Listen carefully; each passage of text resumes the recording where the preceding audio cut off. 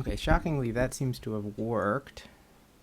Usually, I don't know what it is about my setup. When I push to start streaming, it will just crash the first time, and then I have to restart OBS, but I think we're good. The only thing I need to do is make sure I have the access to the card acquisitions file.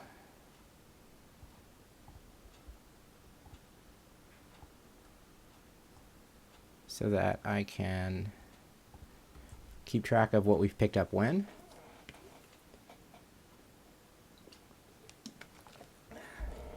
One thing I like about this bat heist format is that, similar to like doing Tetris attack runs or whatever, I can just kind of start, because the beginning is going to be a little boring until we actually have some cards in our deck. So, I mean, I guess it could be exciting to see if I win with literally 4 Deep-Cavern Bats in my deck and that's it, but I'm not holding my breath.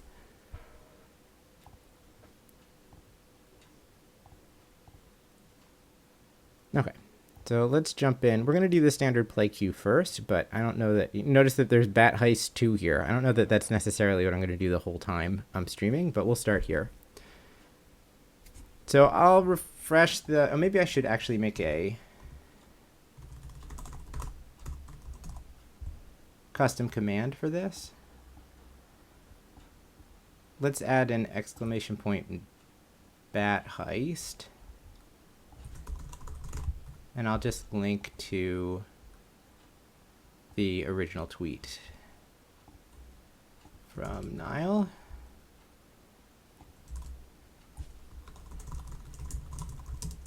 I mean, the rules are down there. They're my... they're subbed in for the achievements, but whatever. Okay, so just make sure that I'm not losing my mind here. That does work. You love to see it.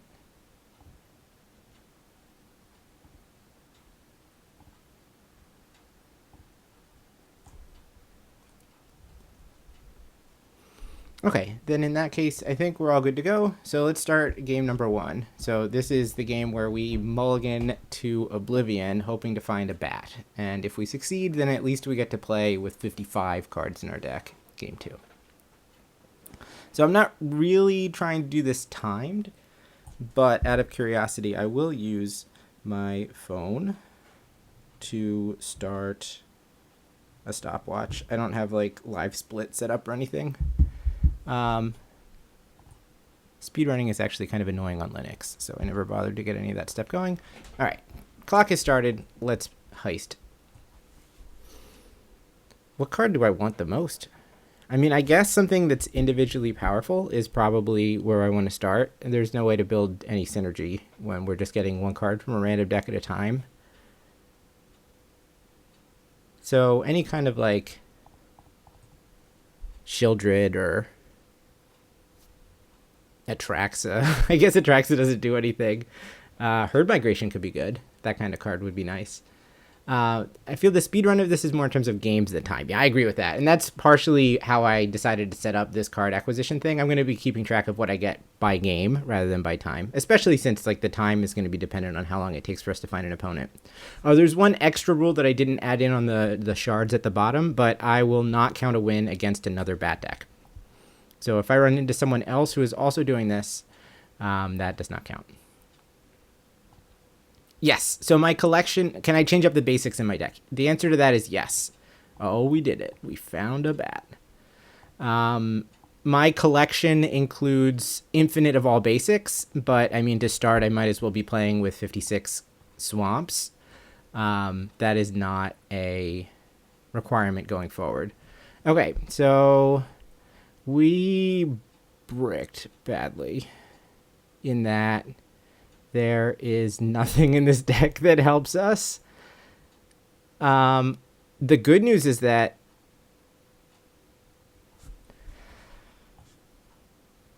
this game might go on for a little while.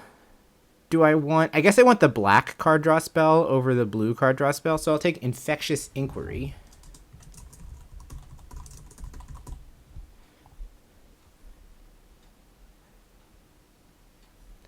At what point do I think that my opponents know what's up? My guess is that most people have not heard of Bat Heist yet, but I could be mistaken. But if they're online, then probably Multifor and Play Swamp gives it away. Especially when the first card that I play is Bat and I have no follow-up. 21-19. I was like all excited to cast this card, but I don't get to cast this card until the next game. Am I going to get poisoned out? I mean, probably. That's just hilarious, though. Rebecca, if you want to run any sort of prediction, I'll give you two thoughts that I had. One of them is, will I run into another bat deck? Which my guess is that I won't. Again, I don't know exactly how popular this is. The other thought I had is, will I have to spend a wild card? Well, the good news is that there's 3 more bats where that came from, but the bad news is that there's 50 swamps in our deck that are in the way. I don't know if I'm going to have to immediately spend a wild card on this Infectious Inquiry, so we'll find out after the game. Yeah, we're going to get toxiced out really quick, aren't we? I mean, that's fine. I could scoop. Like, the only reason to continue playing at this point is for the very small chance that I draw a bat. And it's not even clear that getting a bat would be good. Like, what do I take? Distorted Curiosity?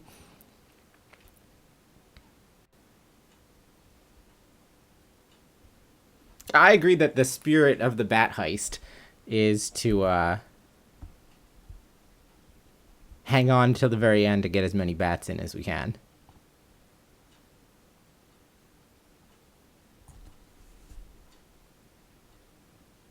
All right, poison count 4, and they can proliferate with one of the cards in their hand, so they're just discarding to hand size. Obviously, the strategy of playing 56 basics has kind of blown the opponent's mind.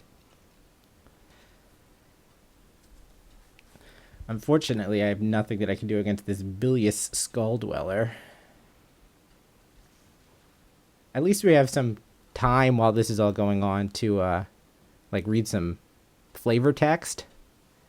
Anything that you might step on probably has teeth. I've never looked very closely at this art either, but it is literally an insect that's dwelling in a skull.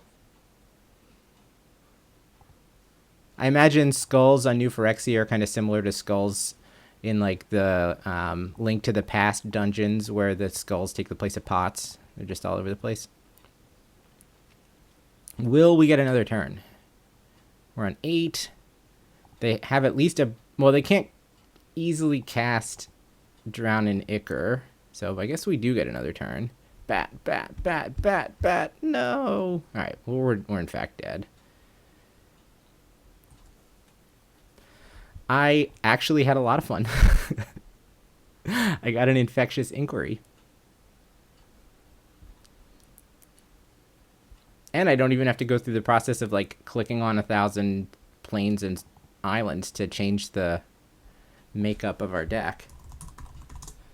I don't possess an Infectious Inquiry, so doubters rejoice. We're going to go down to 55 swamps, and now we have another card in our deck.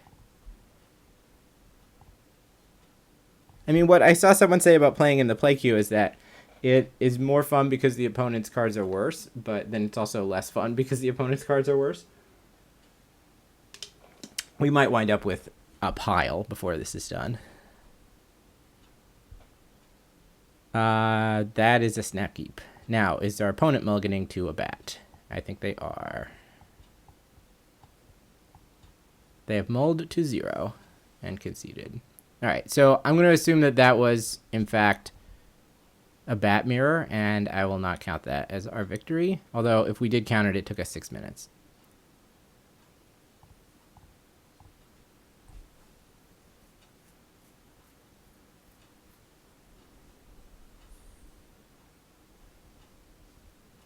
Alright, 6 minutes in the second game. I mean, that's...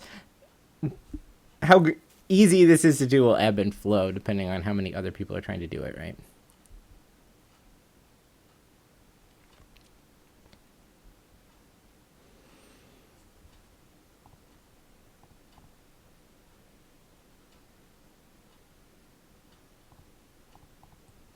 Also, like, what's the benefit in counting that as our win? Then we just have to take the Infectious Inquiry out of our deck. I've heard that the play queue sometimes pairs based on, like, deck strength. Though I don't know exactly how much of a ingredient in the matchmaking cocktail that is. So if that's the case, then you would expect bat decks to get paired against each other more frequently than others. Yeah, I have to find bats. So this is kind of brutal. To have to mull away multiple Infectious Inquiries, but we did it. All right. Am I playing another blue-black poison deck? My kingdom for like a Rafine or something. Voidwing Hybrid. Flying Toxic 1. When you proliferate, it comes back to your hand. We are playing some kind of...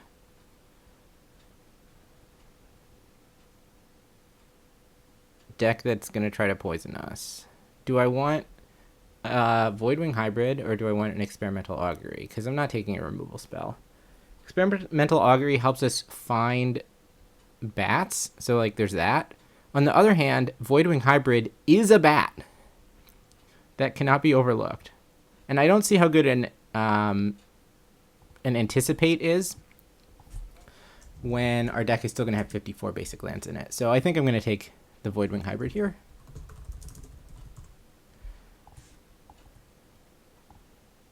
The other thing about running into other bat decks is that it really depends how far along they are. Apparently the opponent that I played against that mulled to 0 and scooped probably was on game 1 or 2. Like, they had at least 50 basics in their deck. Well, the Voidwing Hybrids are going to get the job done pretty quick if we can't find another bat.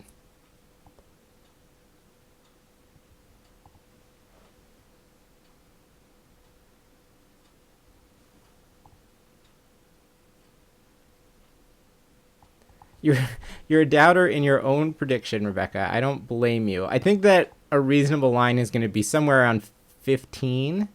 But given the 2 cards that we started with, we probably are going to need more than that. So am I just dead? Yes, because they can Vraska's Fall even if I don't have a creature. So this is going to be 7, 8, 9 poison counters. And then here's the 10th. Okay, but we now have a 5th bat. We're on pace to end up with a 40 bat deck. Voidwing Hybrid. Oh, wow, I actually possess one. Now for the important question. How many islands do I want to put in my deck to cast this Voidwing Hybrid? I don't think it could really matter that much about getting the number exactly right. I'm going to go for 20.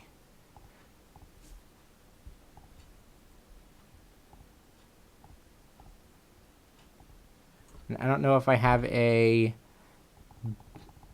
basic island that screams bat heist to me. I'll just use Lost Caverns once, since it is in fact a Deep-Cavern Bat. That's kind of cavernous.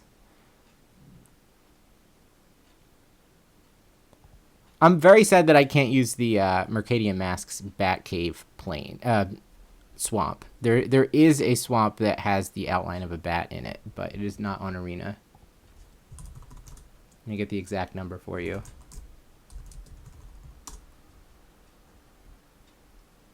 That was one of my favorite swamps when I was a kid. Yeah, swamp 342. If you're doing this on Magic Online, first of all, what, are you doing it in a league? Like, that's insane. But you should have to use that swamp.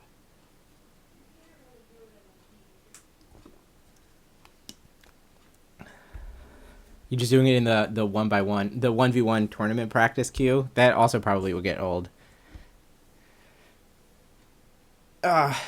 We have another connoisseur of masks basics in the chat. Thank you, John. I'm glad that you agree.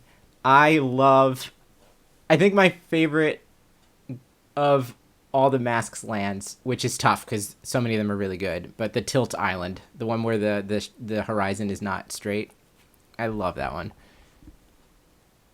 Oh, that's a good point. You can't modify the deck between matches. All right, then that would be truly crazy if it's just $10 a game to change one card in your deck. Don't play it on Magic Online, friends. We have Gnawing Vermin as the first play from our opponent. And we have drawn an island, so we can cast all our cards. I mean, Nezumi Informant is kind of on the bat plan. We are playing against Rat Tribal. I mean, I think I have to take Karamonix the Rat King if my choices are that or some crappy 1 or 2 drops. Unfortunately, taking Nezumi Informant will not then also let me add extra cards to my deck via it, so... Karamonix the what? The Rat King. Nezumi Informant. You got it. I will discard that one. No blocks. I'm waiting for that first magical 2-bat game. It will happen, but I don't know when. Uh-oh. Reveal the top 5 cards, take any rats that you find. And they hit a Tangled Colony and a Blightbelly Rat? What is with people having all these non-land cards? Well, I agree with you, John, that I hope we play against people with more powerful cards. But at the same time, if the average card quality from our opponent is like 2 out of 10, then maybe our deck full of 2 out of 10s will eventually have a chance too. But this has been a rough 3 games to get started with.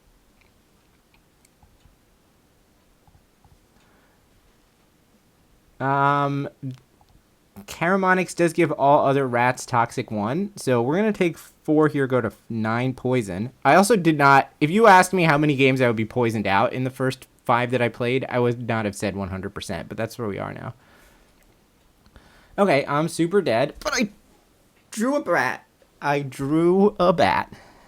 You love to see it. I at least get a Tangled Colony, which is a Karamonix hit. Or I could take Nezumi Prowler. Ninjutsu, when it enters the battlefield, target creature you control gains Death Touch and Lifelink. Now, the advantage of taking Nezumi Prowler is that it would let me ninja a bat, and then I could rebat. And that sounds really cool. So let's do that.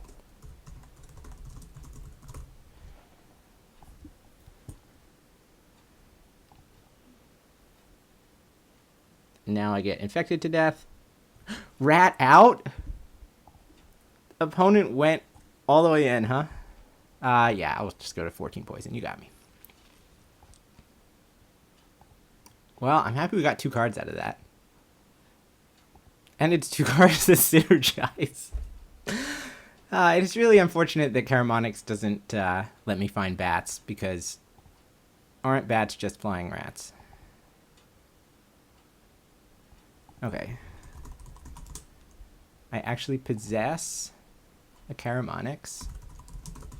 I will say that while our opponents have not had the strongest cards, I will admit to that, I do appreciate that we've played against just black decks so far. So we haven't had to dilute our mana in a way that could make it difficult for us to cast bats. Like, imagine we had gotten a really crappy white card as our first non-land card. Our first hit. Would I even play it? I mean, probably, but how far would I go to make it possible for me to get it onto the stack? I don't think we're at the point yet where I can just keep an Infectious Inquiry. I do like that we're at the point where the Hand Smoother is giving us 1 non-land card every time.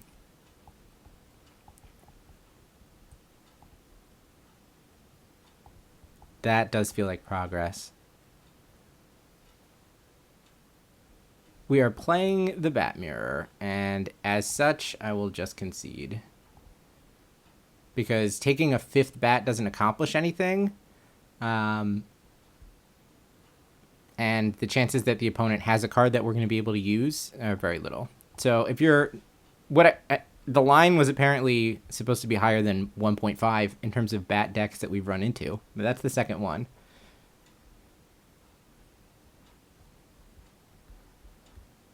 I hope that our opponent is playing under the same rules that we are. namely that if you run into the bat mirror, that doesn't count as your win, because otherwise it just ended their run.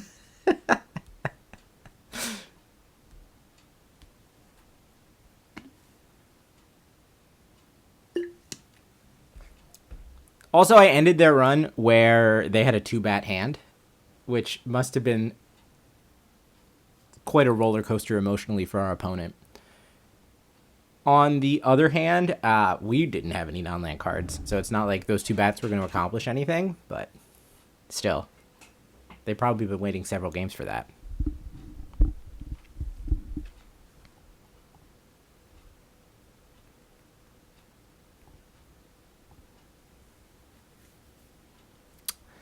How do I feel about 6 lands in a Caramonics? I think we are still on acquire cards. The 2 bats hand. I mean, what can you do? Unfortunately, I couldn't give you any spells. Alright, we're playing against a Darker Waste, so I'm hoping to find a blue card here if we can help it, and we succeed. How do I feel about Mind Splice Apparatus? It does approximately 0, so because of that, I think we just take Thirst for Discovery, because I am very happy to discard basic lands.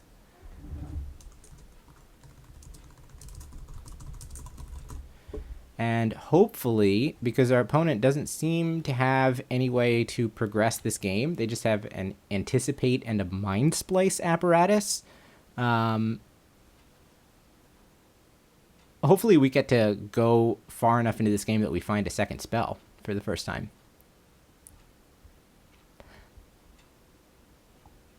I mean, 9 lands in the top, 10 lands in the top, 9 lands in the top 10. What can you do? Just don't Wandering Emperor me, please. Thank you. All right, Mind Splice Apparatus on the battlefield. So all of their instants and sorceries cost 1 less. So do you think they have like a 10-drop? Also, why are like the Japanese characters on these Ukiyo lands messed up? I find that strange.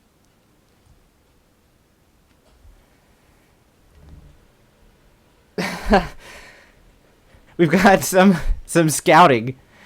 So this person is playing a way to gain infinite life. Oh, Murex is going to kill me pretty fast, and we're going to get poisoned out again. I love it. I wonder. It's fun to try to guess what else is in their deck. Are they playing like the Filigree Silex to make use of these oil counters or anything?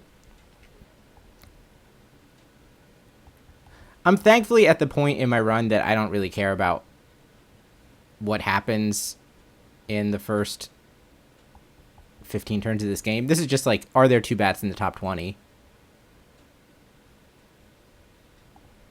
The Monumental Facade. So now they can continue to pump this up. We've seen 1 X spell from them. I wonder what else is coming.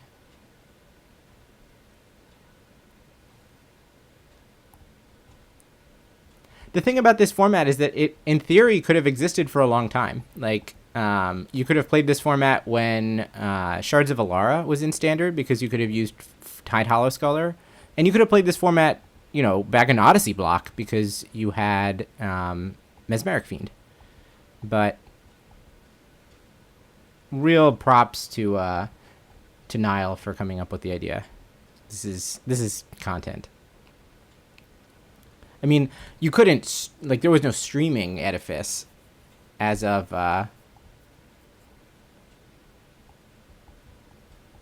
Odyssey block, so if it existed, it would have been in the... Ooh, we drew a spell.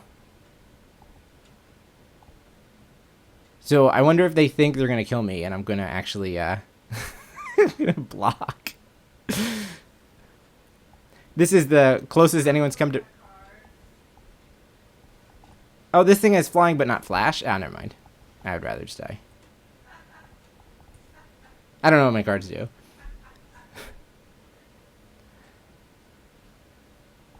This is the closest that... Oh, wait. I have to put a Thirst for Discovery in my deck. Back out. The closest that anyone has come to recreating Chandelar. I basically agree with that. It would be fun to play against opponents that had 300 card decks and start with 50 life or whatever. Alright, so Thirst.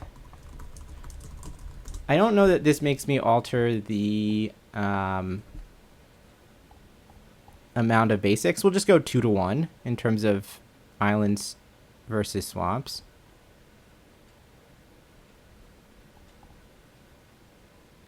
It sounds like it was actually kind of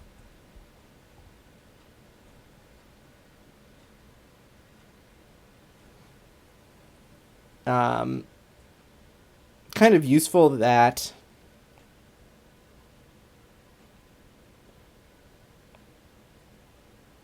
my opponent found that Murex, because otherwise that could have taken a while. Vian, are you saying that there's an additional rule that if you have bat take bat, then you get access to Aclazotz? That's clever.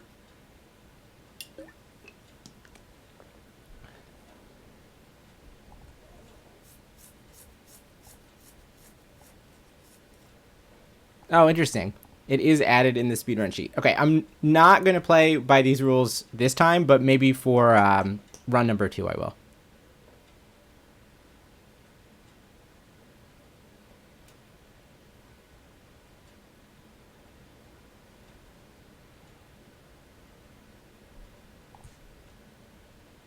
Yeah, that is a cute addition.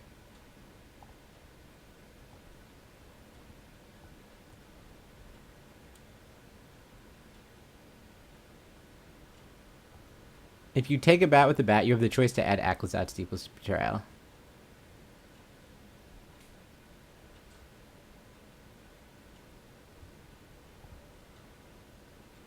Alright, I'm still not at the point where I can... Oh! Ooh, that was an awkward misclick. Okay, it's fine. Everything's fine. No one saw. I have 2 lands and a bat.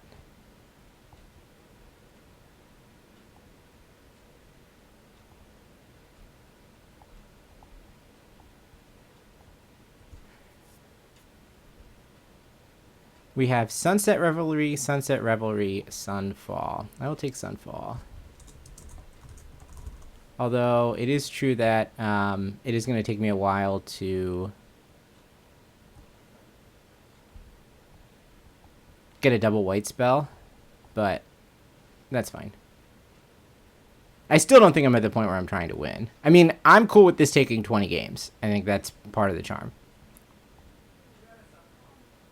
I did take a Sunfall. It's possible that Sunset Revelry would just be better at this point, because at this point, I'm going to mulligan a lot, and so very likely I'm going to create 1/1s and it will replace itself. It's also a single white card instead of a double white card. I don't know that any of that especially matters.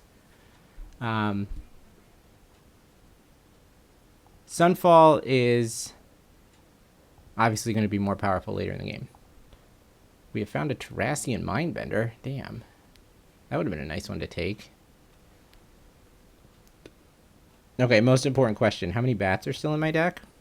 They have milled 2 of them, but there is a 3rd one still.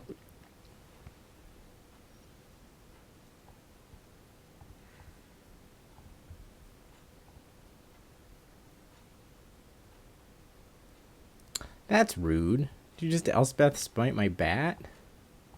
Sheesh. Alright, so what non-land spells are still in my deck? Karamonix and Nizumi Prowler are gone, and we're consecutive, which is pretty silly. Both the card draw spells are still there, as well as 1 bat. One of the card draw spells is still there, as well as 1 bat. So I'm only in the hook for 1, 2, 3, 4 damage right now.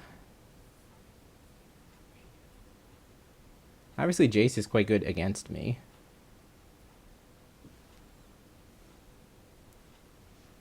With a giant graveyard. On the other hand, most of my opponent's cards do nothing, because my cards do nothing.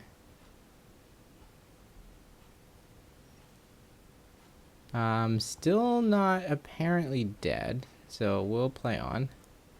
This will flip the Celestis. But whatever. They only have 4 power as it stands. They don't have a Terrassian Mindbender in the graveyard. They had the opportunity to bin one but didn't. They have the opportunity to bin one here and didn't.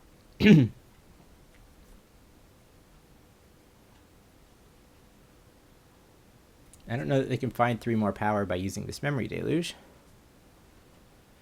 I mean, go nuts. I have a 1 in 17 chance of finding a bat. Or actually, I could still find the Thirst for Discovery into a bat. So there's outs. All right, I'm going to mill 3 and then mill 15. And then I'm dead. Okay. That's fine. So we get access to Sunfall. I guess I'll just put it in my deck. I think there's definitely an argument for waiting.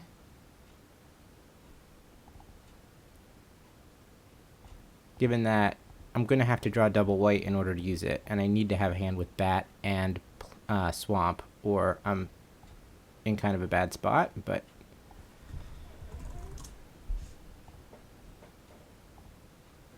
whatever, we took it, we should get to use it. So then let's find a Plains.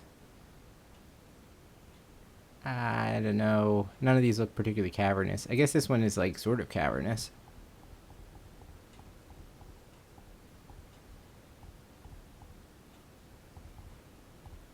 Maybe like this, so twice as many swamps as the other two. And again, I'm not super concerned with whether or not I actually cast this Sunfall yet.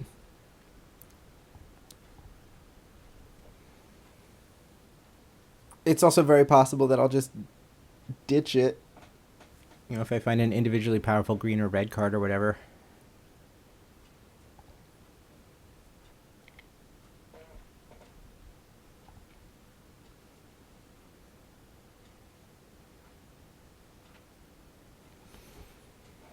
I would say this is going about how I thought it was going to go.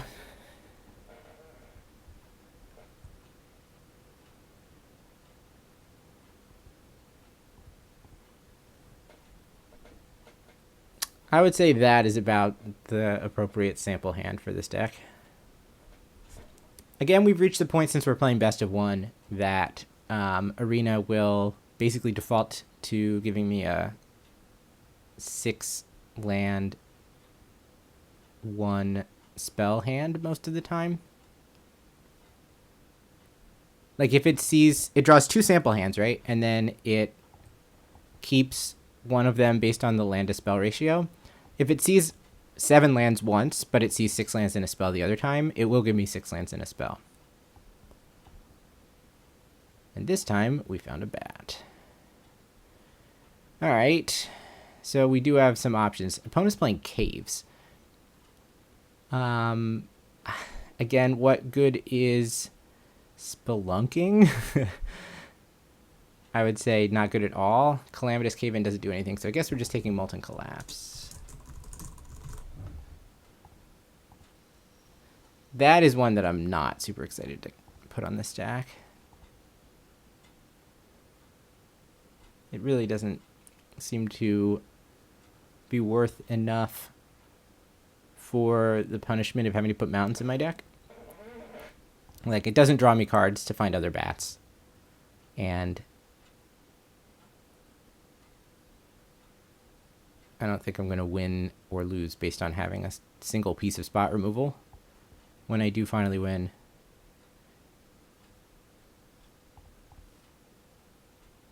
I suspect it's going to be because of individually powerful cards like this Sunfall that kind of invalidate multiple things that the opponent has done, rather than trying to one-for-one them.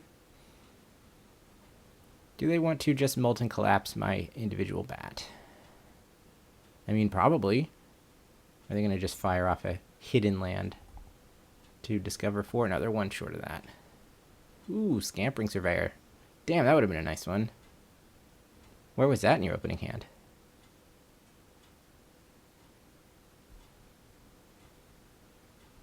Finding Cavernous Maw again. Okay, so they do have access to animating these lands, which is unfortunate because my only card of any consequence is Sunfall, and I'm not going to be able to Sunfall their creature lands. Mossy? Wow, that would be amazing too. Ugh. Opponent just teasing me with all of these good cards that were in their deck that were not in their opening hand.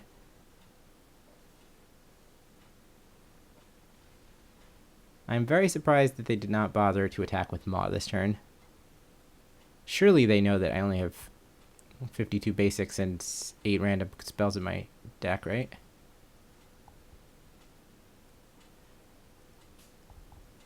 This is where I discover Cavernous Maw has reach. Okay, it does not.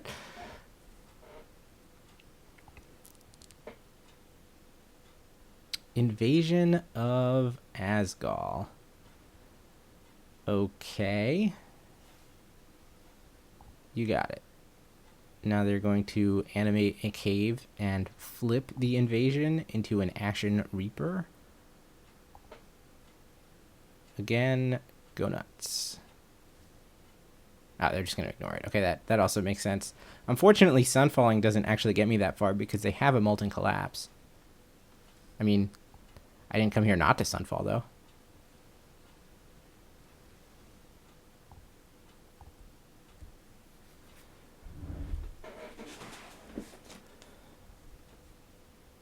Glissa? Well, okay, I Sunfalled too early. Also, my bat luck in this game was awful. Just incredibly bad. Look at all these things I could have hit. Real cards. Now if I draw a bat, my choices are going to be Molten Collapse and Calamitous Cave-In. Ugh.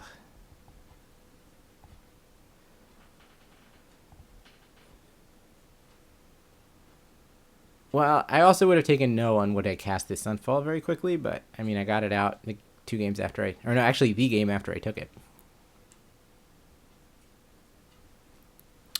Roaming Throne, a colorless awesome card. This is so upsetting.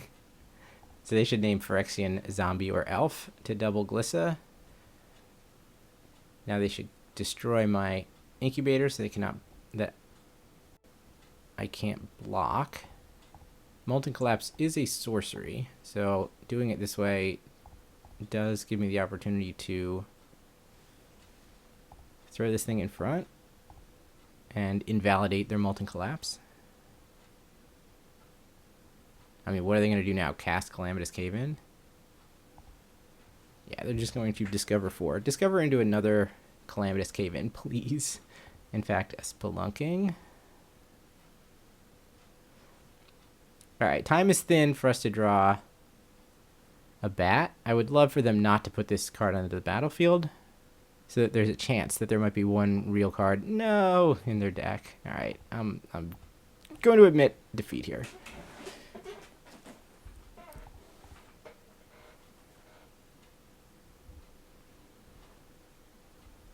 I'm going to decline putting Molten Collapse in my deck. And I'm going to take this moment to run to the bathroom. So I'm going to pause the timer, bring up the deck, and I'll be back in 10 seconds.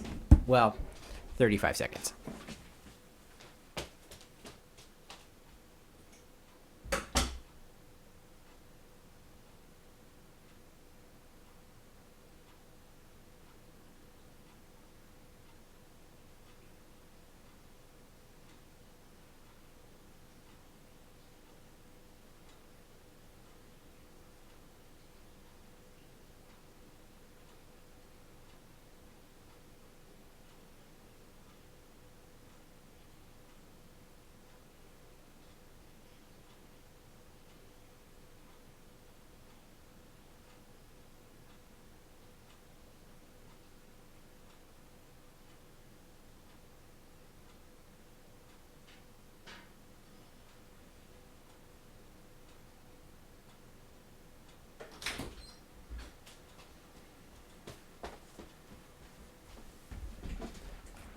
Okay, I am back. My thought is that I should put Molten Collapse in my sideboard to indicate that I have access to it.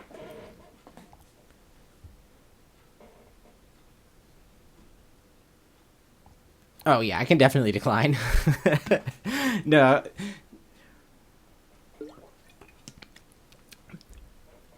Andrew, I'm not playing this run with the modified Bat God rule, but I will be playing a second run with it.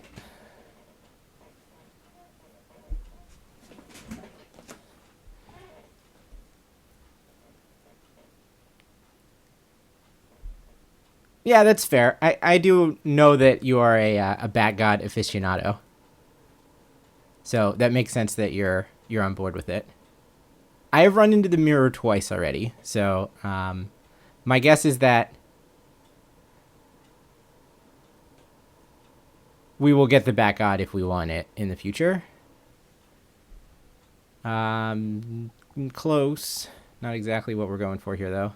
Wow, look at that nice spread of basics. There's a bat.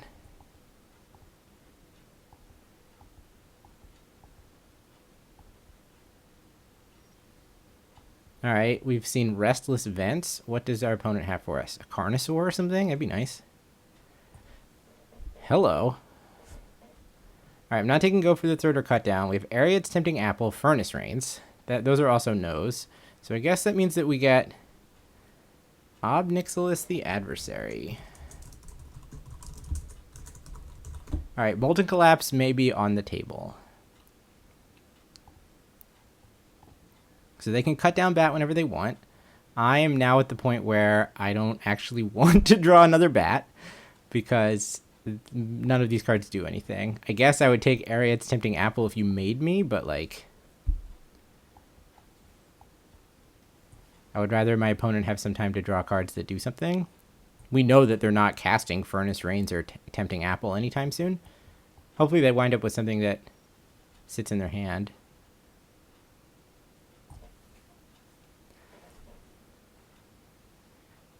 You can tell how... Wow, Tarian's Journal? That's so unfair. A way to replay dead bats? Why couldn't we get that? Also, discarding your hand is not a cost at all.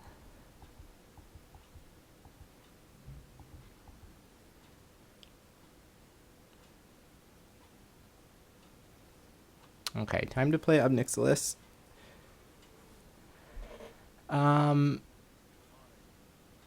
What good do these cards do? I will discard one. Whew. We've drawn Nezumi Prowler. In the interest of not losing my whole hand to Obnixilis, I will hold on to this Nezumi Prowler for a little bit. We need to get a bat in play if we can help it. I mean, also, what are they going to do? -7 on me? Like, doesn't seem to be a real problem. So they will filter with Restless Vents. This would be a nice turn to draw the bat. I guess playing out one more land makes sense because I do have... Oh, it doesn't actually matter. I was going to say I do have card draw spells, so I could have to go card draw into something, but like 2 card draw spells are both 3 mana. I mean, I'm not trying to win this game, so whatever. Ooh, Urabrask's Forge. If I had drawn bat last turn, I could have taken a Forge potentially. Look at this synergy. Why can't I spend multiple games slowly acquiring that from my opponents? We drew a bat. All right, so we know that there's 3 crappy cards, but there are 3 unknowns. What do you got for me? Now, if they go for the throat in response, I assume that whatever I bat still counts, but I don't actually know the answer to this. Like, I'm not actually exiling a card with bat now. Okay, this does not count, so we'll just decline to take anything.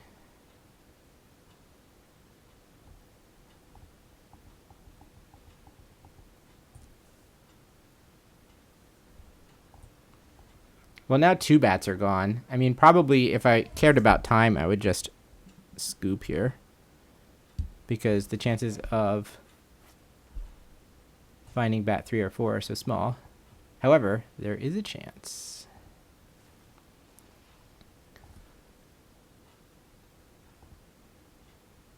I mean, what would I have taken? I guess Soul Ripper. Card kind of doesn't do anything. Crew 2 is big ask out of a bat deck. You may duress me, opponent.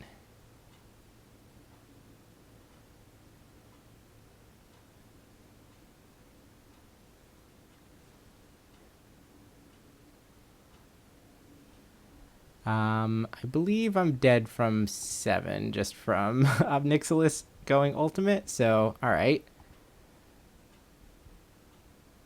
I definitely want to put Obnixilis in my deck. The question is, does that mean that I abandon the Sunfall for the moment? And I think the answer is probably yes. I don't really want to go beyond 3 colors if I can help it at this point.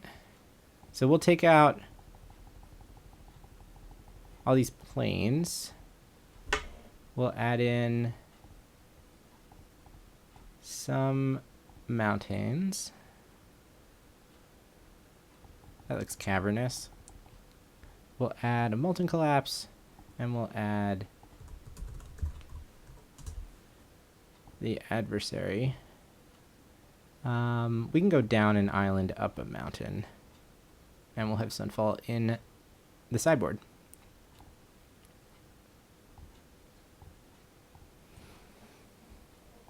I guess I would say that that's progress.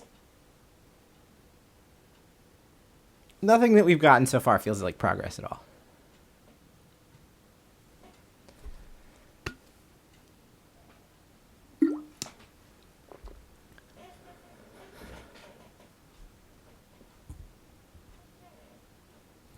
So there's still obviously a lot of work to do. But here's a hand that casts a bat. I do like how I'm winning all the coin flips. Is that pity from the from Arena? Evolving Adaptive. Okay. I mean, I kind of like that you're just destroying it. Oh, non-creature. Never mind.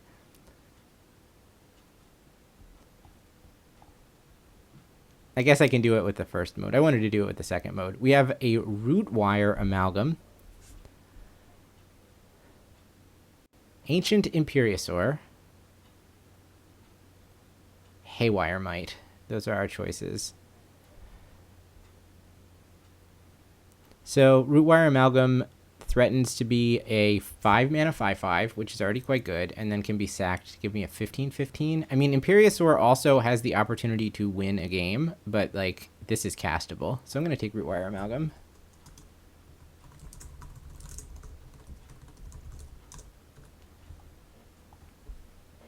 They play one as a 2/3. Well, I actually have, like, decisions to make now. I can kill something. Destroy target creature or planeswalker. Like, I guess the card that annoys me more is this Evolving Adaptive.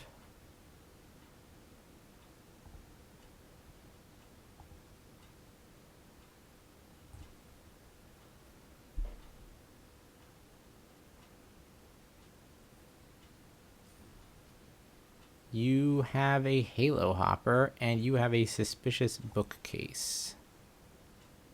Yeah, now this Adaptive's a 4/4, so I would like you off the battlefield, please. Now they're going to convoke out this Imperiosaur, which is not good for how long this game is going to go.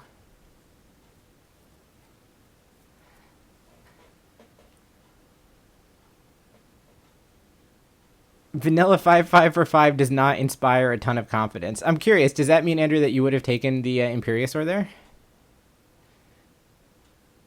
Because that feels like a vanilla 6/6 for 7. Like, I'm not going to convoke it. This is what I said earlier. Part of playing in the play queue is that my opponent's cards are weak, but hopefully that means that I'll have to play against weak cards with my weak cards. We'll get there. Now, the real question is whether I should bother putting Forest in my deck when I add Root Wire Amalgam. I think eventually I will probably want Forest, but given that I don't honestly need it in order to put it on the battlefield, we found another wild card. Oh, it's because green is not... I actually do possess one. Green was not lit up. So the advantage of having Forest is A, would let me prototype this, which I would never ever do. There's no point. And B, I would be able to sack it to make a 15/15 haste. I mean, I see the benefit in that. How deep do I want to go to get it in, though? Like, I would have to play a fair number of forests.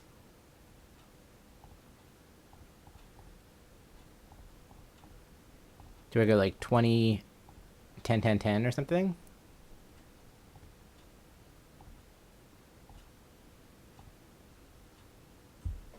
Again, we look for something that looks even vaguely cavernous. I mean, maybe we can get away with something like this.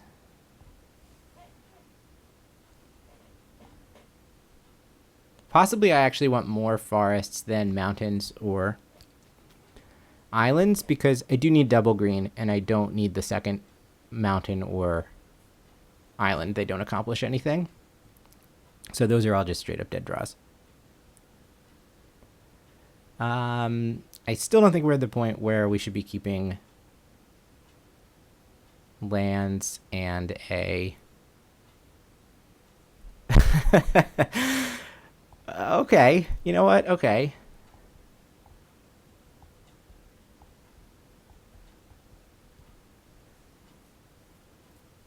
I don't think we're at the point where we should be keeping lands in a card draw spell. I don't think that makes a lot of sense. But this does threaten to attack for 15, so I don't know. Keeping it with no swamp, no bat is like imagine shifting the gears. Like we're going for it this game. If they bat us here, what do they take?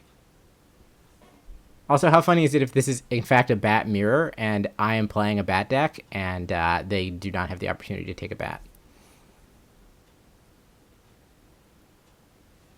They took Ob Nixilis. Let's not reveal to them yet that that was a smart play. I mean, I think this Rootwire Amalgam should probably just bash their skull. This is likely going to be a win. If all they've got going on is 4 bats and some basics. They obviously have some spells at this point in their deck. We can see if the coast is clear. I like that. That's kind of messed up.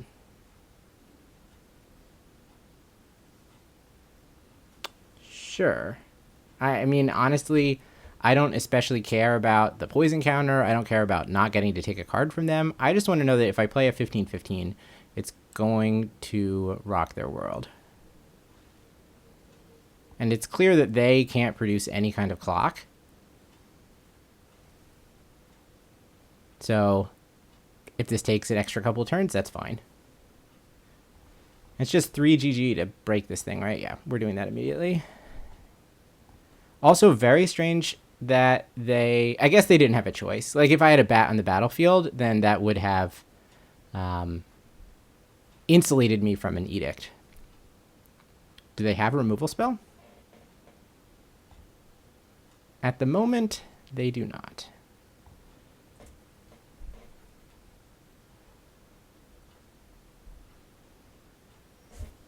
Now they have to block.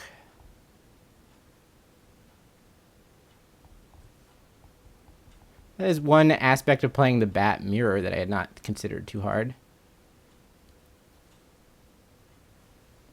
Draw 2 cards, make a map. Okay. I probably should have played that Ob Nixilis, but whatever. I kind of thought I was clicking into the end of combat. Would you like the same Ob Nixilis?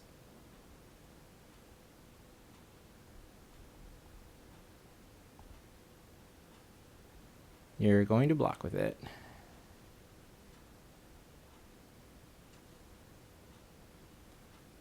Okay.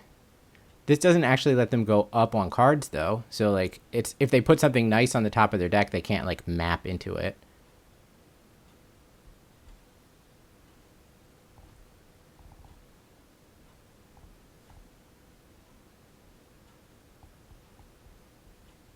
I mean, I guess it's kind of tempting to put this Nezumi Prowler out there just to gain 15 life, but it's not really that necessary. Also, kind of funny to casualty. Do I kill them if I do that? I don't. All right, fine.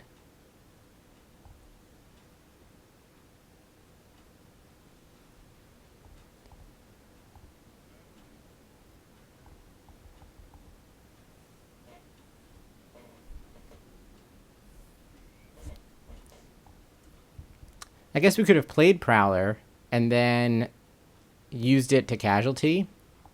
Dream Shacklegeist. Okay.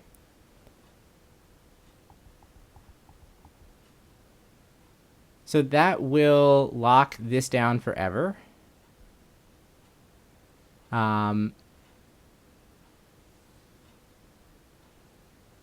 Which means it's time to use Obnixilis just to make the devil. Oh, or I could draw a flyer. That's kind of insane.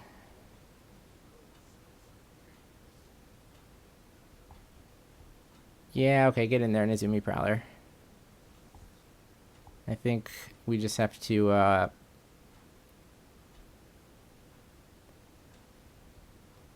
put the car in drive here.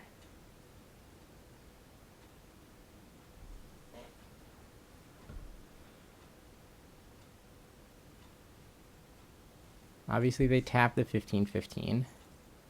But I would trade anything for this Dream Shacklegeist to unlock the 15-15, so we are jamming.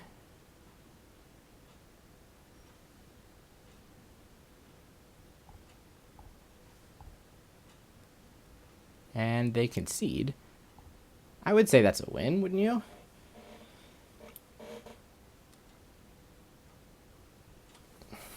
I think we got them.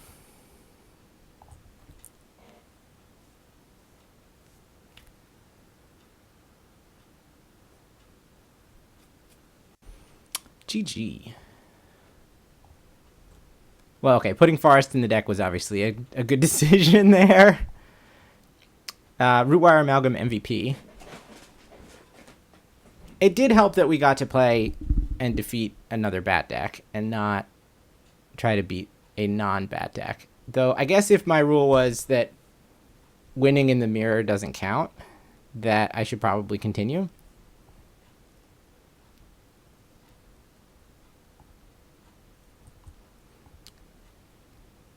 So in the interest of trying to actually beat someone who has a curated deck, I am going to keep going. But it is arguable that that was a success.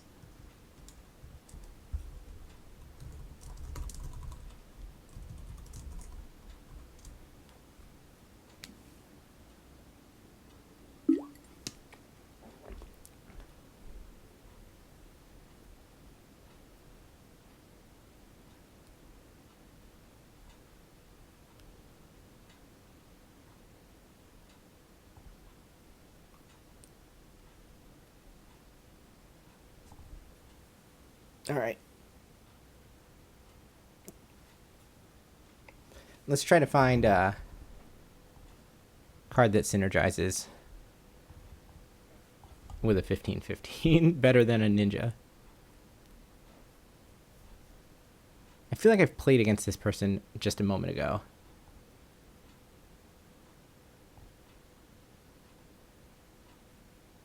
Which means that this may be the mirror. Alright, I said I wouldn't keep one draw spell. What about two draw spells? Is it better than going to 4? Probably not.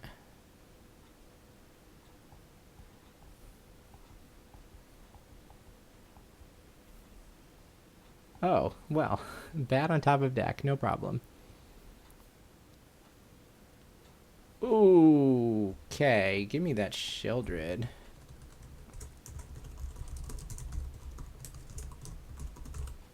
So the card I left them with was an Infectious Inquiry. And I drew the card that lets me Thirst for Discovery. I would say that I'm basically Demonic Tutoring every turn here.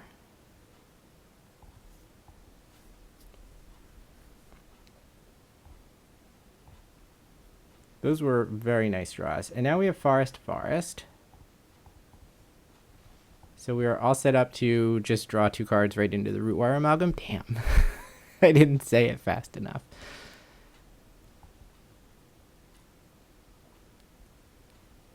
Spyglass Siren, no. We have been bricked.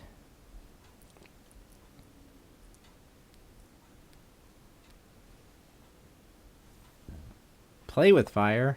Ugh. Well, at least they're bat bricked. Maybe this is in fact a bat mirror.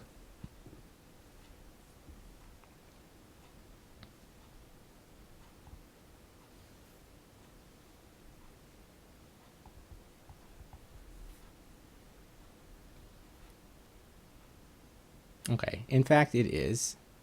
So if we're playing now under the assumption that beating the mirror doesn't actually accomplish anything, so I'm going to just concede to this. We're not going to get any new cards. I already got a Sheldred, which is like way more than I thought I was going to get out of that match.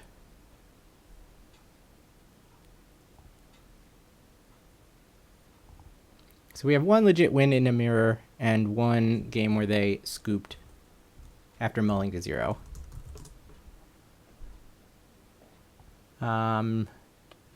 I guess we'll go with this one. And following the suggestion I made earlier, we'll start shaving islands and mountains.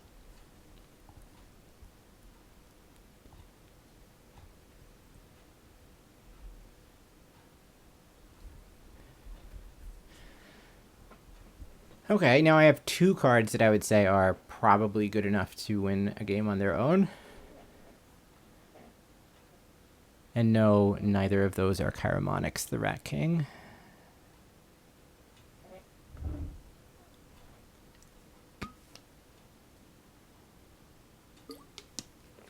Man, in person, like if we were playing in paper, I would probably try to just take the Chiromonix and Sharpie the word rat and turn it into a bat. If I change the art so that Chiromonix has wings, would that count? Could it then be Chiromonix, the Bat King?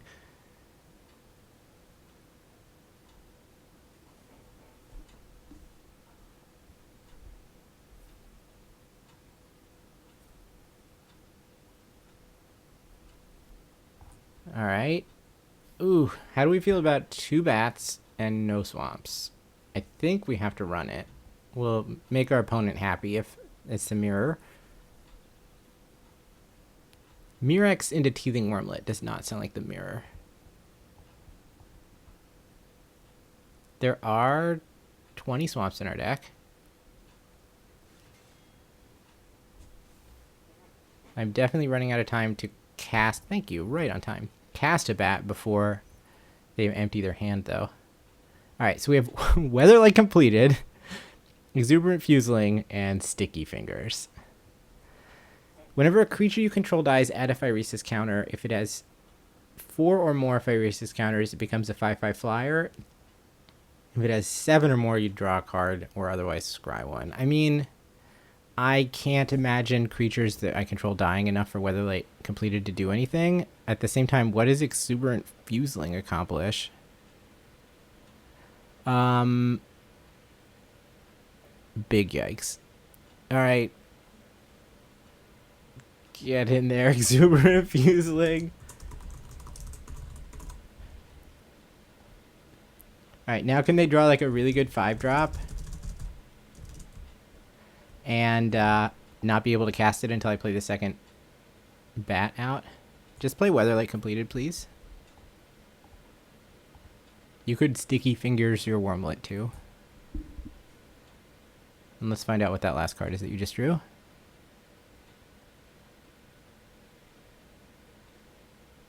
Alright, they will Sticky Fingers the Wormlet. They seem all set up. I mean, that's synergy. That's nice. Pretty cute. To cast Weatherlight completed, and let me take the last card out of their hand. Yes. Alright.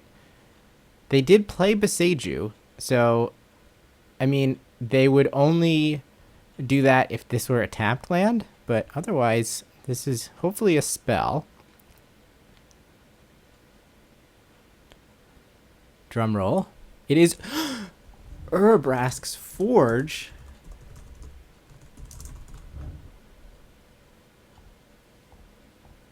Okay. Now we have 3 cards that can win the game on their own. That was nice. Now we get absolutely murderized by this Teething Wormlet. They have assembled a EDH worthy monster here, where each time they hit us, they get 2 treasures, and when the treasures leave the battlefield, then Tarian Soul Cleaver puts counters on the wormlet. This is kind of cool.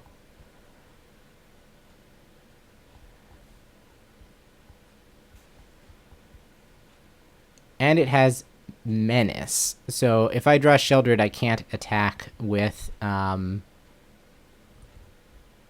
both bats because I will have to plan to double block. If we draw Rootwire Amalgam, that would be unfortunate. We're not going to have... I don't think we're going to have enough time to make the 15-15. Maybe we will. We have some outs. Molten Collapse would do something here too.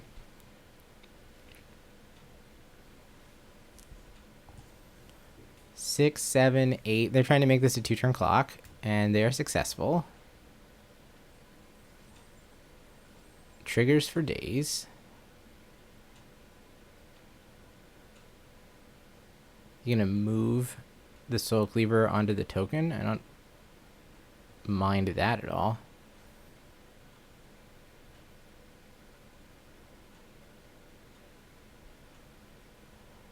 Because they have sticky fingers for it too. But of course, it doesn't have all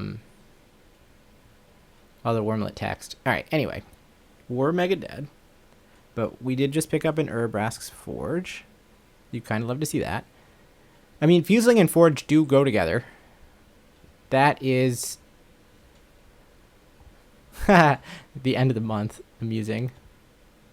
That is synergy. And that's a lot better than Voidwing Hybrid. So we'll take that out, go down a couple more islands, add another Phyrexia Draft Common. I do have a Forge. Okay. Did not play any of ONE Draft. So I get 1 extra basic. I think it should be a swamp. And now that I have a 1-drop and I'm starting to pick up red cards, I guess I'm okay with 10 mountains, 10 forests.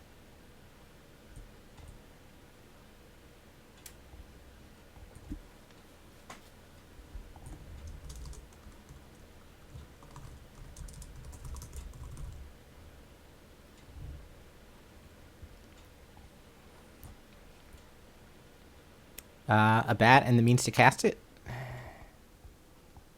And we won the die roll. And double forest. A lot to like about this hand.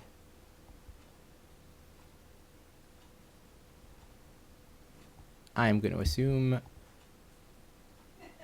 that that was another mirror.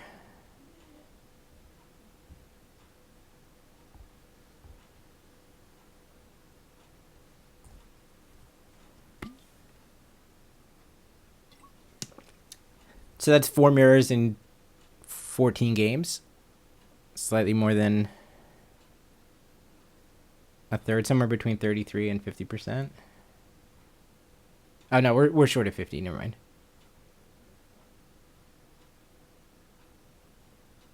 I mean, at least the mirrors are fast. I actually took Sheldred out of the mirror.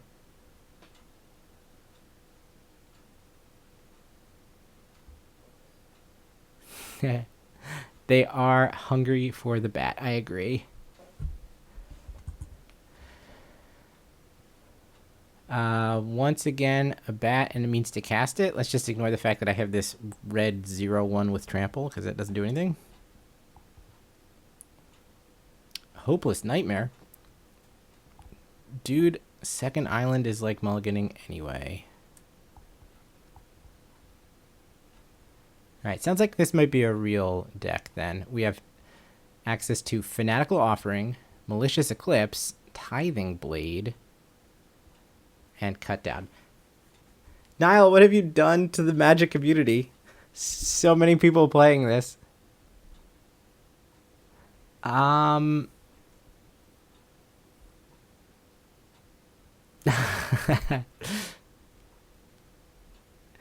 Sorry, not sorry is the correct answer. So I wouldn't hear anything else. I guess Tithing Blade, but yeesh.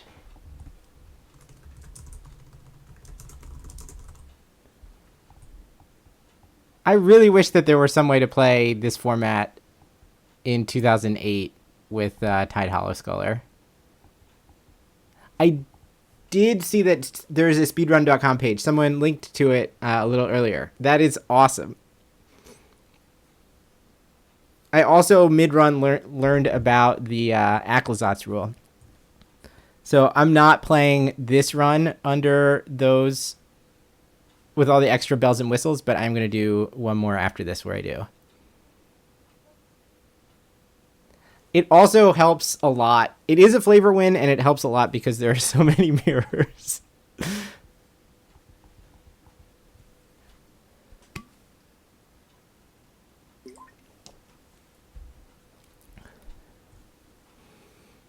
Will this exuberant fuseling go all the way? The answer is no.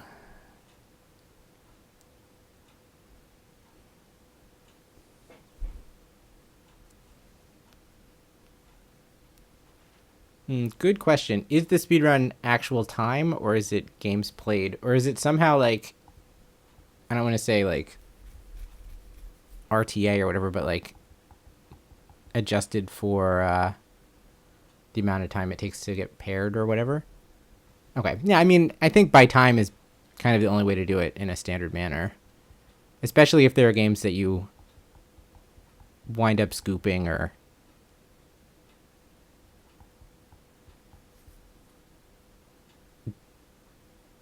don't really want to come to a natural conclusion.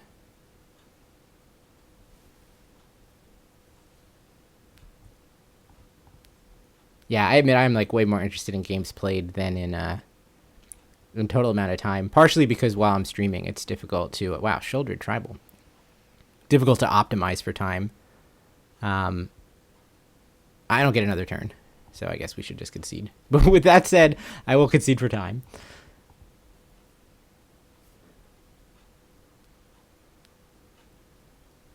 All right, so we've picked up a Tithing Blade.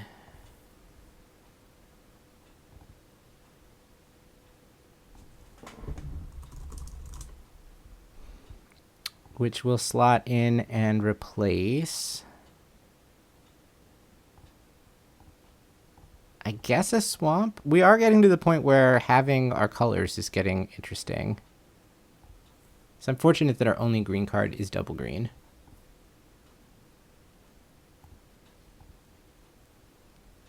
Hopefully, chat, you understand why I'm not trying to play this Sunfall, because it seems challenging to get it in there.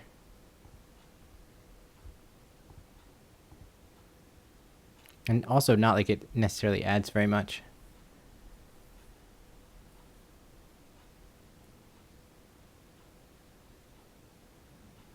I guess the main reason to play the Sunfall is that there are bat mirrors, and I could give someone else a Sunfall and, you know, make their day, like just as an act of charity. Are we at the point where we actually try to win a game?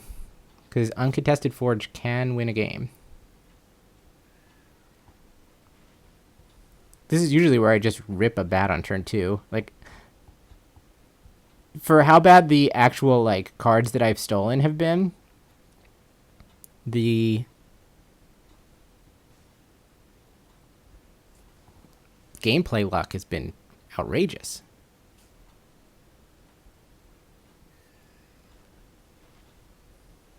I will say that the opponent over there is frickin' doing it with Spyglass Siren into Moon Circuit Hacker. I'm jealous.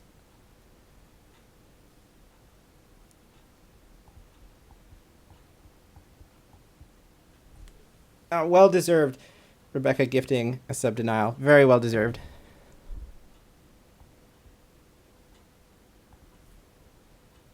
I want to try, not going to do it today on stream. I want to try a challenge version where instead of playing with bats, I play with like virus beetles or something where the opponent gets the choice. I think it will take significantly longer, but it may still be possible. And I wonder if like over the course of 3 hours or whatever, we could eventually get there. They're going to high-speed hoverbike my 1/1 Forge token? On a scale of 1 to infinity, how rude was that? I think it was like at least 80 rude. Unctus is retrofitter. Now they just animated a map token and not their hover bike, which would have given it flying. I mean, fair. Okay, the answer was I should not have tried to play to win. This was not a deck that was going to fold to Forge. Not too late to draw a bat. Right on cue. Show me what is left over there.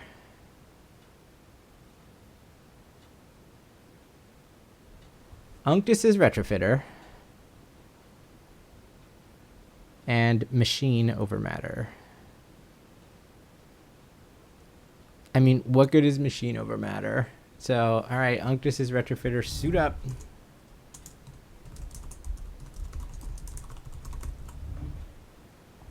And we will throw a 2/1 into a 2/3.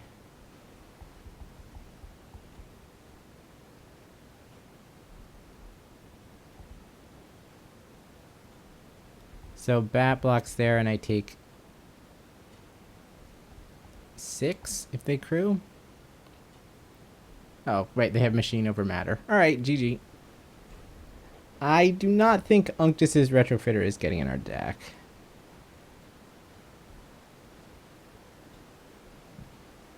Or at least, I do not think it improves our deck. Probably I should put it in. It is a spell.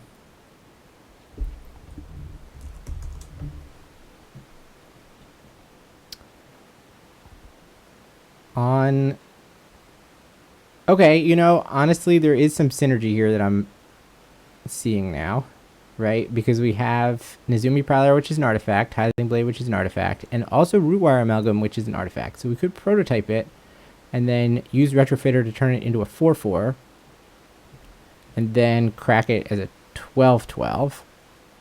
Is that good? Probably not. Is it legal? Yes. Those are all legal plays. I could even animate my Urabrask's Forge, but that doesn't seem like it's better than having a non-animated Urabrask's Forge, because artifact removal is not very prevalent in Standard at the moment.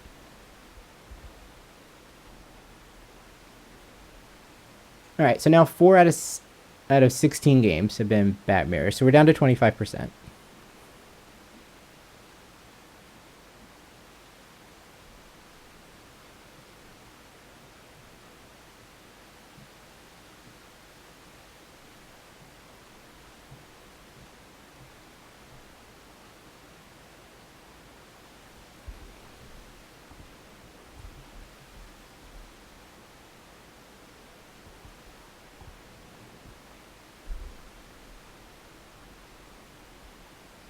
Turn 3 Forge has been attempted once and did not succeed.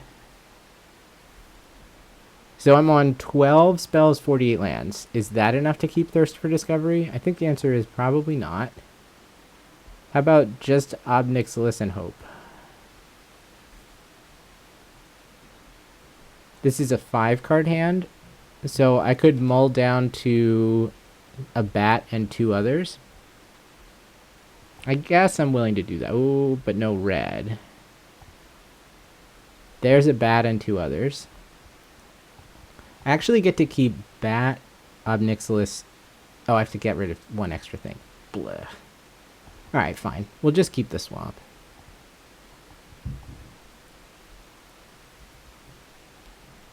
Alright, fine. I won't keep the Ob Nixilis. Now, I don't especially care if they remove the other swamp. I'll take my chances at drawing a basic land.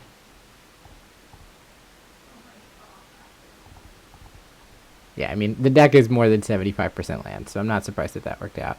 We have Go for the Throw, and Graveyard Trespasser. There's a nice one. Ob Nixilis is gone. Caramonix, unfair. So they de-throat my bat and play Trespasser eating the bat. Then we have to draw specifically Swamp to get to cast Caramonics. That's unfortunate. Gix! I mean, I was excited about Graveyard Trespasser, but Gix, man, that would have been nice. Because that's a mana sink, too. That actually works really well with a deck that has 47 basics in it. Could they have drawn another Gix? Could they have? No, but they have a Corrupt, and they have a Bloodletter of Aclazotz. That's actually a super interesting choice. I could, like, cut blue, have a deck that has, like, 30 to 35 swamps in it, and have a Corrupt, which could just one-shot somebody. I think I'm going to take the Bloodletter, but I'm not confident on this decision. It is a vampire demon, so while it looks like a bat, it actually isn't. Can they kill me from 4 here? Not. Oh yeah, they have a Corrupt, but they can't cast it. Have they played a land yet? Entered the battlefield this turn, so I should get one more turn. They duress my Caramonics and miss, but that extra turn only lets me play Caramonics, which isn't good enough because of Murex. Okay. We still picked up 2 bangers.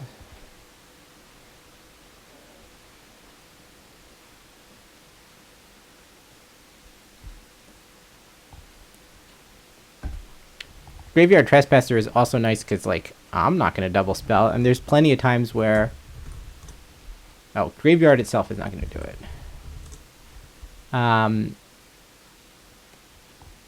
Ooh, I have the fancy version. Let's go.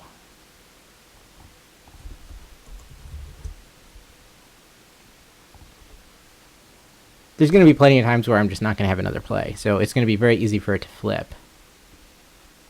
Alright, so 2 more lands have to come out of the deck. I think we're going to go down a mountain and a forest. I still want to maximize my opportunities to play bat, and now I have a BBB spell that I need to try to play towards.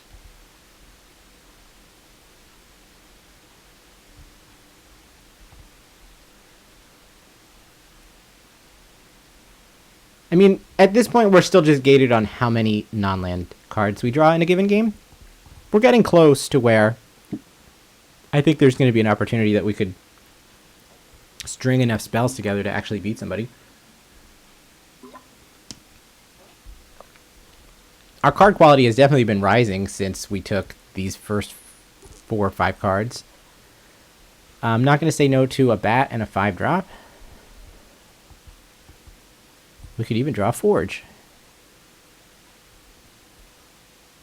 Green is nice. Alright, so they played Skybridge Towers. Unlikely to be a Bat Mirror. Sleight of Hand, Helping Hand, Haughty Djinn. Okay, so this is the Esper Mentor deck. The problem is that I have absolutely no interest in a Haughty Djinn. But not taking Haughty Djinn is really bad for me, because I will get murderized. I guess I will take Sleight of Hand. The thing that their hand is missing right now is a discard outlet. If they could get Haughty Djinn in their graveyard, they would be able to rebuy it. But if they can't, then they have to play it the slow way. And the spells in their hand aren't castable. Like, they can't play Helping Hand with no target. So one could hope that this will give me a bit of time. They're also not the best at removing a 15/15. They might have a couple of copies of, like, oh,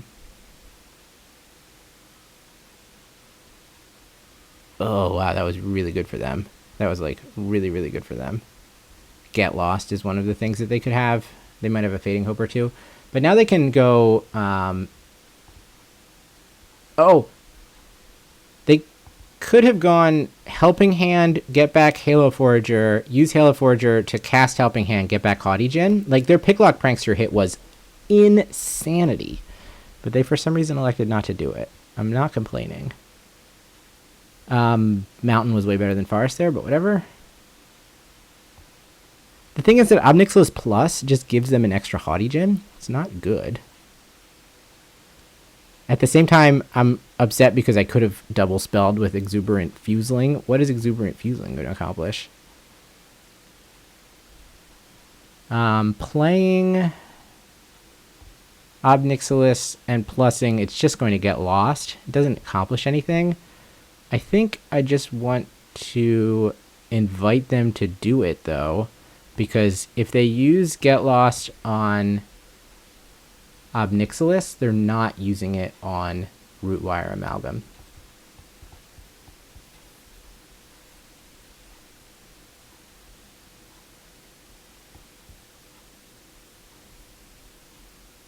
Whereas if I like play Obnixilis minus to make the devil, then they don't even have to go out of their way. They just cast one of their reanimate spells, and then the Haughty Djinn has 1 power and kills Obnixilis. So there's no hope in that scenario of getting them to use Get Lost. Now, I think the answer is just that Obnixilis isn't a good enough target for Get Lost in the first place, but at least if I need to present that choice to the opponent, that's the only way to accomplish it. They had Rafine's Tower.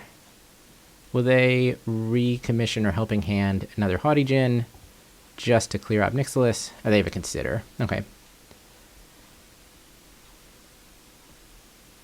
I guess if I'm really committed to that line, what I should have done was keep the bat back and just chump away to keep Obnixilis in play. That would have been better.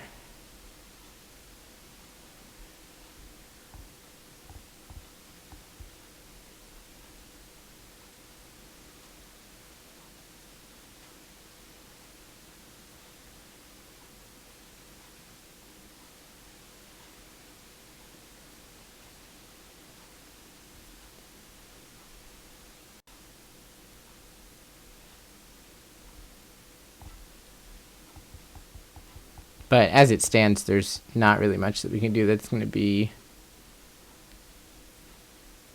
making progress in this game. So I'm willing to concede to the Get Lost there. I mean, all right, if we were like playing tight, I guess we have to block because otherwise we're just dead to Get Lost. But like, all we were hoping to accomplish out of that game was to get one more draw step to find another bat, and we got that draw step, so it didn't make that much of a difference. So no... Oh, that's not true. There was a card gained. I took a sleight of hand, right?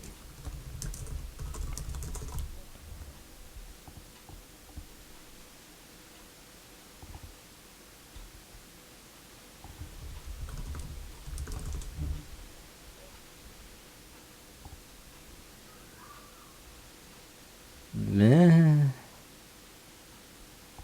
All right, we're down to 17 swamps. So the Sunfall is not in our deck. I think everything else is.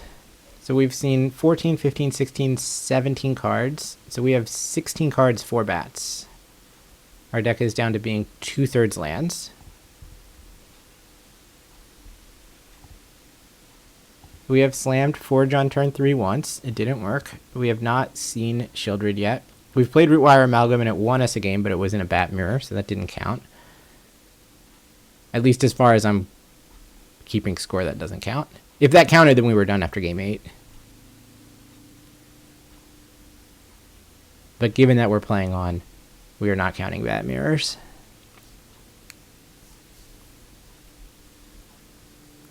Well, there's some amazing double black cards. They do synergize. Oh, they don't actually synergize. Retracted. If the opponent would lose life during your turn, and they lose life when they draw cards. Can I keep and expect to draw swamps? Probably. I just have to draw 1 swamp and I can play a turn 4 Shieldred. Also, every time I make any decision, I get rewarded with a bat, so there's that.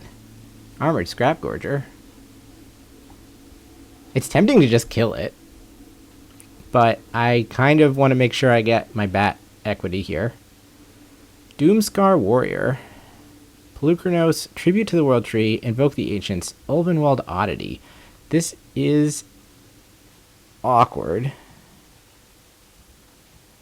I mean, I'm not going to put a GGGG card in our deck. I guess in terms of cards I feel like have the most likelihood to one-shot the opponent, it's going to be Ulvenwald Oddity, right? This card just lets you look at cards off the top of your library. We're just going to find a bunch of lands that way. Ulvenwald Oddity attacks and blocks. The decision to leave the Scrap Forger in play did kind of matter in that they didn't have a third land, so it let them play Tribute to the World Tree. They are going to get to play Pelucranos very soon. Do I want to stop that? I mean, I don't think that the Molten Collapse on the Mana Dork is that good,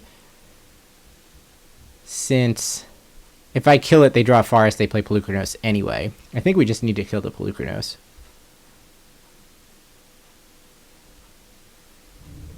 The Doomscar Warrior doesn't do that much. Like, they can give backup 1 to the Scrap Gorger, but it's not attacking if it's paying for the Doomscar Warrior. So the play right now is just a Molten Collapse on the Pelucranos. They have a fight spell? Ugh, that's not good.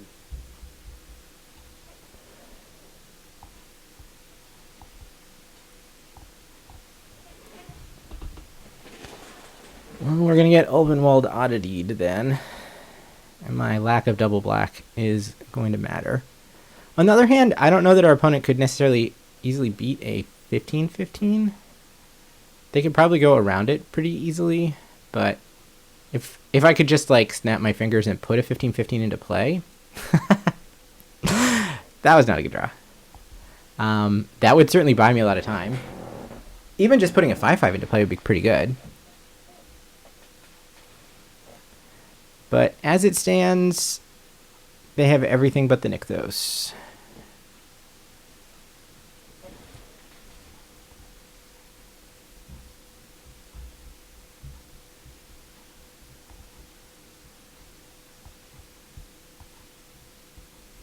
Okay, Sheldred, get me out of a very bad situation.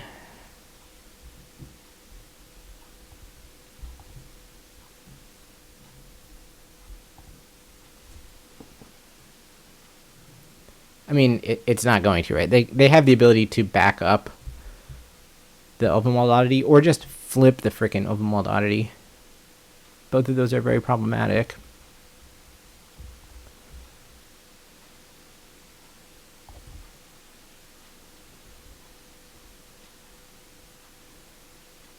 So they have...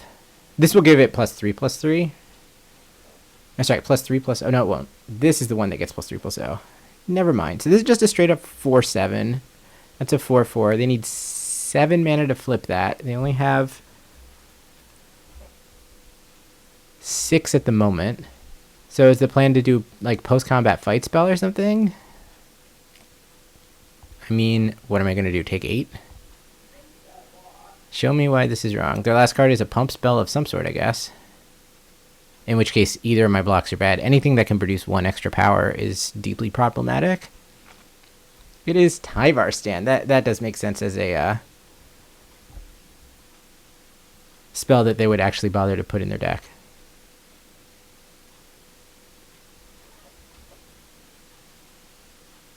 Now a bunch of stuff happens. They do draw cards off Tribute, so it is worth awesome hanging on because I could draw Bat. And if I draw Bat, I would get to see fresh cards. No way am I taking Invoke the Ancients, but I could take this Bushwhack, and I absolutely will. So that worked out. Okay. They can kill me however they want. I'm going to run to the bathroom. We are going to play game number 16 in 1 second.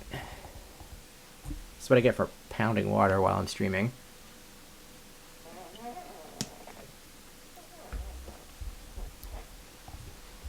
Let's remember to put the Bushwhack in our deck. That's actually kind of nice since we do need double green at times.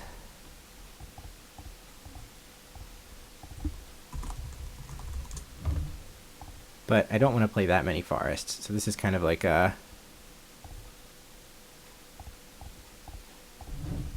forest spell hybrid.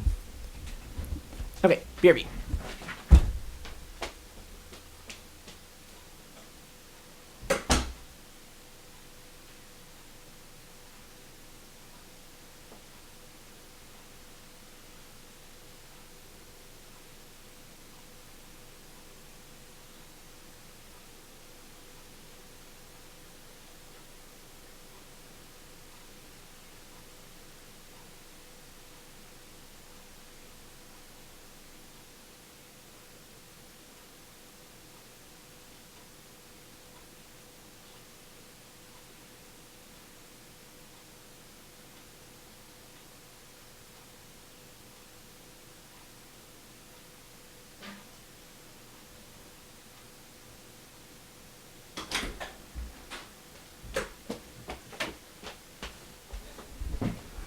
Okay, here we go. So I made the notepad window large enough for 20 lines. And we've reached the limit. So does that presage that we're going to win this game?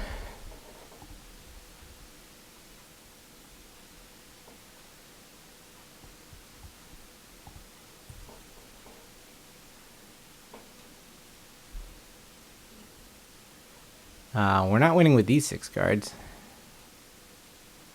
Yep, that's fine. I guess I put Forest back. The mountain is slightly more valuable. Obviously double green matters, but I do have the Bushwhack. This feels like a Bat Mirror.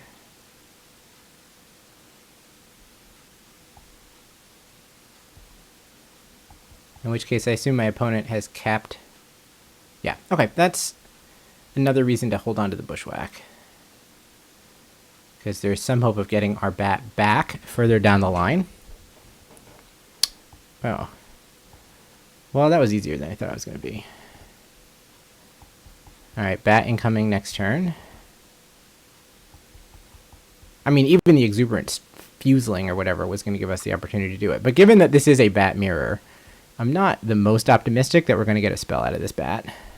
Yeah, we are not. Okay, and they scoop. So we keep our 1/3 Bat Mirrors as we played, or 1/4 Bat Mirrors. We played 5 out of 20 games. I mean, we gave our opponent an Aclazats, I guess, if they're playing by the full rules. So there's that.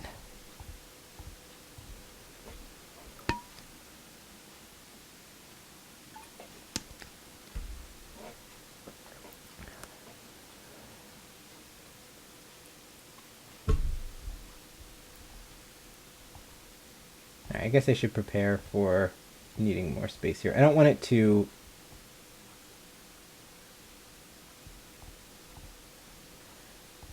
interfere with the stack. That's the thing I'm afraid of. Yeah, my understanding is that the Bat Gods kind of stack in the sense that like each successive bat that you would have past the 4th one is upgraded to the Bat God.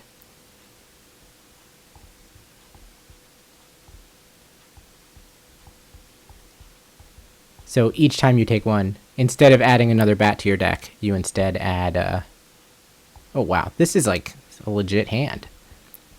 You wouldn't know I was playing a joke format. Well, a meme format. We are playing against Pirates? Zoetic Glyph, huh? I want to take this Breaches, but I do have another bat. So I'm going to start by taking the Blood Tithe Harvester. We are not trading in a million jillion years. Do they have? They don't have a red source, right? So I actually kind of have my time. They have Zoetic Glyph, 2 Breaches, no target for the Zoetic Glyph. If they draw a red source, they slam Breaches, but I can still take the other one. I'm going to just play Graveyard Trespasser. There's a chance that they don't cast a spell this turn. They did not. Alright, now taking a Breaches is kind of strange. Also, killing their greedy freebooter is also a little strange, because it makes a treasure which will then turn into a 5/4. Which is kind of a pain. On the other hand, if we're just going to bash each other with these things, I feel like I would almost be okay with a race. They found another zoetic glyph. I mean, really, I wish I could just get rid of this other breaches from my opponent's hand. Am I expecting to win the game from chip shots with bats? I think the answer is no, and if that's the case, I might as well attack. Like, I'm not going to do 18 more damage that way. There's also a chance that they draw a red source and decide to play breaches instead of glyphing there. Yeah, see, there's a Shivan Reef. Instead of glyphing... Oh, breaches does belong on the list. Is breaches eager pillager?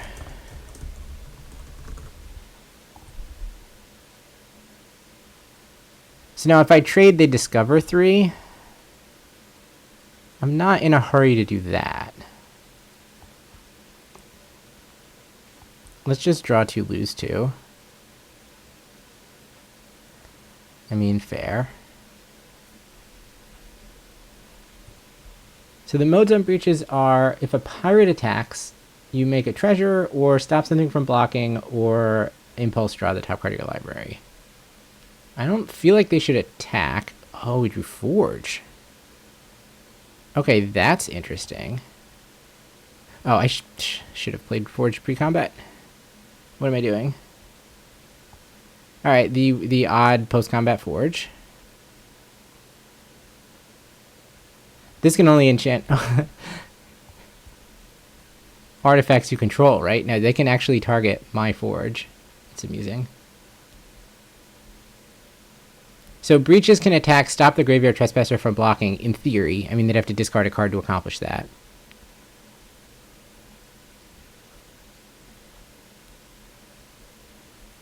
And they could hit me for 9 if they did that. If we've convinced them to start to race, I'm cool with that too. We've drawn Bloodletter. I like that a lot. Presumably, if they could remove one of my cards, they would probably have killed a bat at this point. They have Make disappear for it. Okay. Zoetic Glyph goes into Zoetic Glyph. That's an awkward hit. Now I can't pay.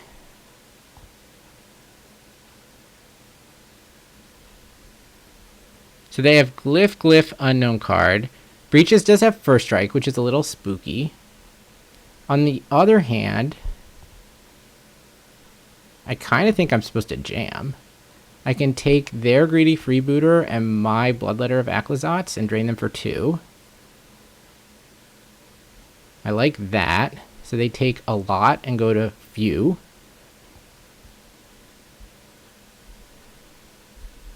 And now that we still have 2 bats beating down, they're at 4 life. I'm going to count that as a legit win. I think we did it. I think we have done it. So I'll stop the clock there at 1 hour 34. That felt good. Woo! GG's, chat. Let's get a screenshot of the final deck. And then we're going to go for one more run in a minute where we play ranked and we play with the additional rule. So I want to change the shards at the bottom to include what the additional rule is. We'll put... So we didn't actually need breaches. I don't possess one anyway. Or Blood Tithe Harvester. I mean, if I don't have a Blood Tithe Harvester, that'd be kind of strange. But we'll put them over there. And let me grab a screenshot.